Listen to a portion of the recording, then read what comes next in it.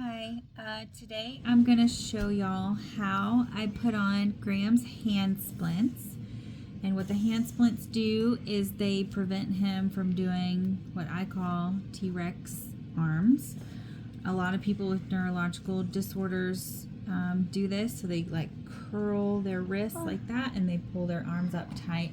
So his regular arm splints will keep his arms straight. There's a different splint he has to wear to keep, from doing this.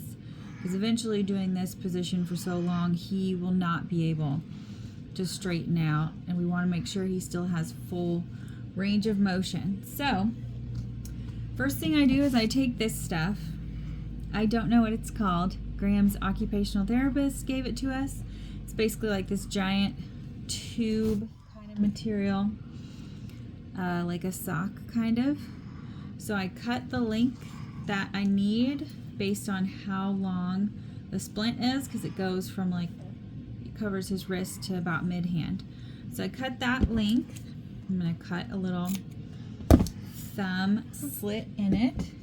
And before I put that on, I'm just going to put a little Band-Aid right in the corner of his hand, because he tends to just get a little bitty blister like right in the little corner right there. So I just do the Band-Aid to help reduce that rubbing.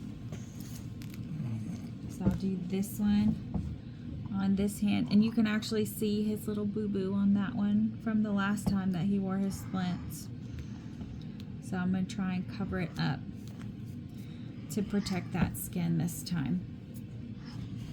So I'll put this little sleeve on, because these splints are made of essentially like wetsuit material, so he sweats hardcore when he's wearing them. So there's the little sleeve on. So this will just act as a little barrier so that his skin doesn't get as funky and he doesn't get as much chafing. So here is his splint. It's from Benik. So we're going to undo all the straps. We are going to try to straighten his wrist out. Put the splint on so it has a hard piece that goes on the bottom, and then a softer piece on top.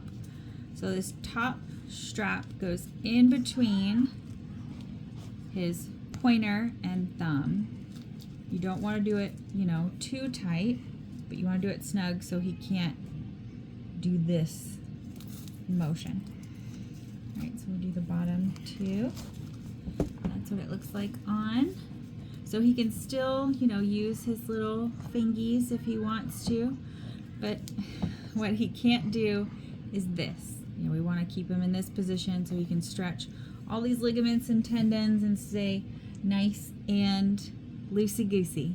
So, and I'll do the same thing with the other one. That's all.